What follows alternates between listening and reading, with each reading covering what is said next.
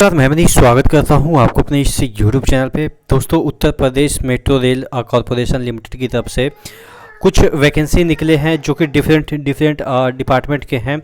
आपको यहाँ पे जो ये नोटिस निकला है वो 13 को ही निकला है और इसका फॉर्म जो अप्लाई होने का जो डेट है वो आपके 20/3/2024 से लेके आपके 19/4/2024 तक अप्लाई होगा। वेबसाइट है, आप देख सकते हैं upmetrorail.com।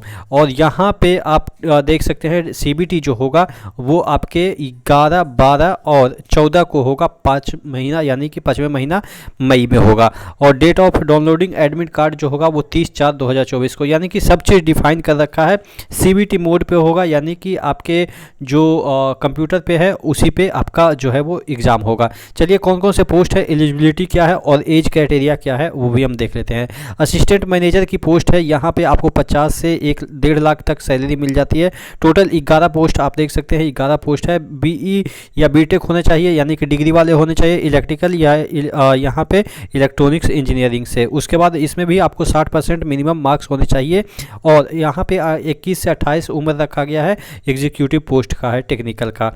उसी तरीके से अगला वैकेंसी है असिस्टेंट है, और इसका कोड भी देख लीजिएगा। जो पोस्ट कोड है वो आपके E01 है, चूँकि ये बाद में आपको काम आएगा जब नीचे आप जाइएगा। कुछ चीज़ों में आपको कोड ध्यान में रखना होगा। असिस्टेंट मैनेजर SNT की वैकेंसी है, यहाँ पे भी 1.5 लाख तक सैलरी है, 6 वैकेंसी है। और इसमें भी आपको BTech खोजा गया है विथ यहाँ पे इलेक्ट्रॉनिक्स एंड कम्युनिकेशन में, अगर आपने कर रखा है तो। अगला वैकेंसी है असिस्टेंट मैनेजर ऑपरेशन की, जिसमें कि 3 वैकेंसी है और यहाँ पे भी BTech खोज रखा है, इलेक्ट्रिकल और इलेक्ट्रॉनिक्स की और कम्युनिकेशन की। तो ये सब BTech वाले हैं। और नीचे आपके लिए भी वैकेंसी है, टेंशन नहीं लीजिएगा। असिस्टेंट मैनेजर IT की वैकेंसी है, जिसमें कि master degree in computer application खोज रहा है, या आप MCA कर रखे हैं, या कंप्यूटर साइंस से master of technology with specification computer application, या BTech कर रखे कंप्यूटर साइंस से, तो पर भी आप कर सकते हैं। ठीक है, तो BCA नहीं, MCA इसमें खोजा जा रहा है। ठीक है, या आपने जो है वो BTech कर रखा है। उसके बाद असिस्टेंट मैनेजर अकाउंट्स की वैकेंसी है, जिसमें 4 वैकेंसी है और यहाँ पे आपको CA खोजा जा रहा है from the institute of chartered accountant of India. आपको यहाँ पे CA खोजा गया है। 21 से 28 वर्ष इसमें उम्र रखा गया है। 50 से इसमें 1,60,000 सैलरी है। और यहाँ पे असिस्टेंट मैनेजर आर्किटेक्ट की वैकेंसी है, इसमें 1 वैकेंसी है। BArch 5 ईयर का कोर्स आपको होना चाहिए 60% मार्क्स के साथ।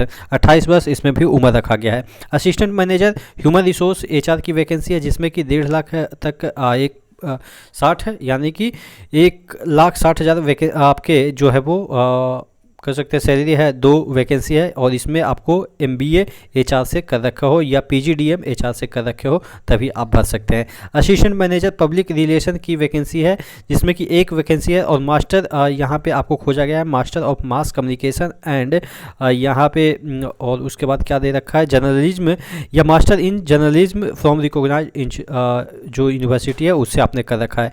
असिस्टेंट कंपनी सेक्रेटरी का जो पोस्ट है इसमें खोजा गया है, member of institute of company secretary of India with minimum 50% marks from recognised university. 1 vacancy इसके हैं। उसके बाद अगर नीचे जाते हैं तो और वैकेंसी है। जूनियर इंजीनियर इलेक्ट्रिकल की वैकेंसी है, यहाँ पे आपको डिप्लोमा खोज रहा है इलेक्ट्रॉनिक्स इंजीनियरिंग में या equivalent from recognised university.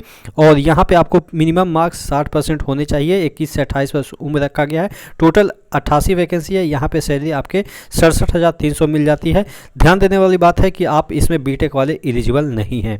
Junior engineer SNT की वैकेंसी है, ये भी आपके डिप्लोमा खोज रहा है 21 से 28 वर्ष, और इसमें डिप्लोमा आपको इलेक्ट्रॉनिक्स एंड इलेक्ट्रॉनिक्स कम्युनिकेशन से, और इसमें भी 67,300 आपके जो है वो सैलरी बन जाते हैं। 44 टोटल वैकेंसी है, लेकिन यहाँ पे BTech वाले एलिजिबल नहीं है।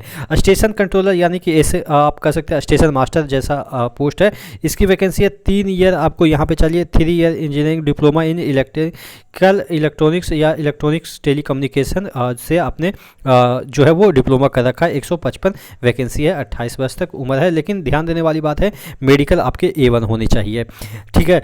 और असिस्टेंट अकाउंट असिस्टेंट की वैकेंसी है तो B.Com आपने कर रखा है 3 ईयर का, और यहाँ पे मिनिमम 60 मार्क्स होने चाहिए। 25,000 से 51,000 आपकी सैलरी बन जाती है। टोटल 8 पोस्ट यहाँ पे है। ऑफिस असिस्टेंट ह्यूमन रिसोर्स की वैकेंसी है, 3 year graduation in any discipline, यानी कि आप सिर्फ सिंपल ग्रेजुएट होने चाहिए, और 4 वैकेंसी इसके, ठीक है। C1 इसके मेडिकल दे रखे हैं। पब्लिक रिलेशन असिस्टेंट की वैकेंसी 4 है। Bachelor degree in mass communication चाहिए, 21 से 28 वर्ष इसमें आपको जो है वो उम्र खोजी गई है। उसके बाद मेंटेनर जो है इलेक्ट्रिकल की वैकेंसी है, जिसमें कि ITI खोजा गया है। 60% मार्क्स आपके ITI में इलेक्ट्रीशियन ट्रेड होनी चाहिए, और इसमें 78 वैकेंसी है। 39,900 आपकी सैलरी बन जाती है, और इसमें B1 या B1 से ऊपर वाले जो है वो जिनका आई है वही अप्लाई कर सकते हैं। मेंटेनर SNT की वैकेंसी है, जिसमें कि ITI वाले भर सकते हैं, और इसकी वैकेंसी टोटल 26 है। 21 से 28 वर्ष उम्र रखा गया है, और यहाँ पे भी आपको NCVT या SCVT से इलेक्ट्रॉनिक्स मैकेनिक्स से ट्रेड है, जिसमें कि 60% मार्क्स रखे हैं, तो आप इसको अप्लाई कर सकते हैं। अब बात कर लेते हैं कि कैसे सिलेक्शन होगा। यहाँ पे जनरली जितने भी पोस्ट हैं सभी में CBT और उसके बाद डॉक्यूमेंट वेरिफिकेशन, फिर मेडिकल। CBT 1 और 2 क्या एक ही होगा? तो एक ही एग्ज़ाम होगा, CBT 1 ही होगा, जिसमें कि आपके फिर जो है वो ट्रेड से भी क्वेश्चन पूछे जाएंगे, प्लस आपके और भी जो रीजनिंग, मैथ्स, GK और आपके जो है वो इंग्लिश से क्वेश्चन पूछे जाएंगे। यहाँ पे आपको मैं दिखा देता हूँ। क्वालिफिकेशन तो आपको मैंने बता ही दिया, जॉब प्रोफाइल जो है वो तो आपको पता ही होगा। अब नीचे सिलेक्शन प्रोसेस देखिएगा। सिलेक्शन प्रोसेस में दे रखा है कि जो आपका होगा रिटन टेस्ट होगा। यहाँ पे देखिएगा पोस्ट कोड E02 जो कि आप देख सकते हैं इधर था पोस्ट कोड E02, आप देख सकते हैं इधर। ये जितना भी दे रखा है जैसे NE07 हो गया, तो इसमें आप देख सकते हैं कि दे रखा है कि इसमें जो आपका रिटन टेस्ट होगा उसके बाद जो है वो यहाँ पे 2 से written test followed by document verification, उसके बाद मेडिकल एग्जामिनेशन होगा। जनरली सभी में यही है।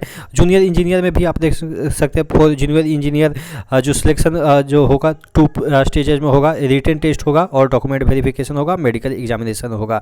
उसके बाद यहाँ पे और भी अगर हम नीचे जाए तो देखते हैं कि और कुछ दे रखा है। हाँ, द सिलेक्शन प्रोसेस देखिएगा यहाँ पे यहाँ पे इसमें क्या पूछा जाएगा? Knowledge, facts knowledge, skill, comparison, aptitude, यानी कि आपके मैथ्स, फिजिकल फिटनेस, और उसके बाद candidate will have to pass through each stage successfully, biometric verification वगैरह वगैरह होगा। मेडिकल रिटन टेस्ट का तो मैंने बता ही दिया कि सभी का 2 स्टेज में होगा। अच्छा, there will be total 140 question होंगे, 2 घंटे का होगा।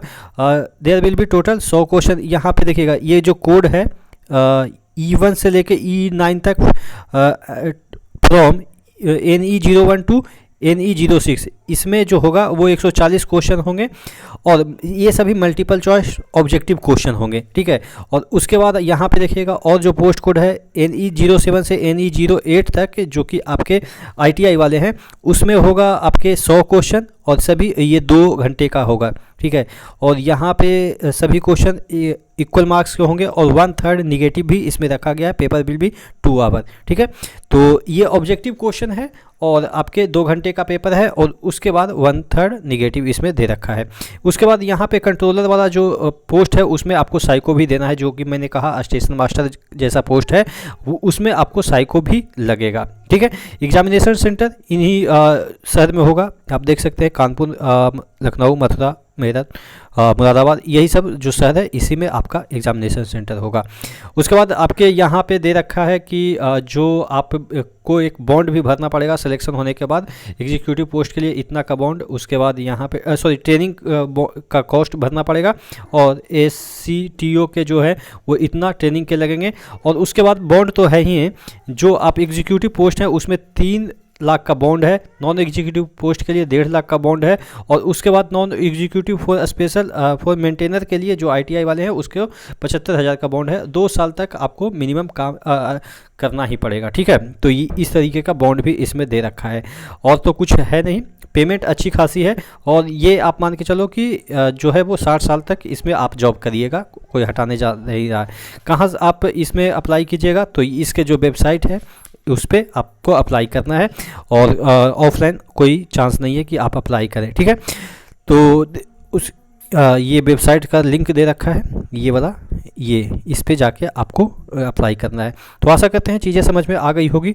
और भी कोई मन में क्वेरी है, डाउट है, तो आप ज़रूर कमेंट करके पूछेगा। ऑल ओवर इंडिया के कहीं के भी कैंडिडेट इसको अप्लाई कर सकते हैं, ठीक है। तो नेक्स्ट वीडियो मिलते हैं, तब तक के लिए जय हिंद।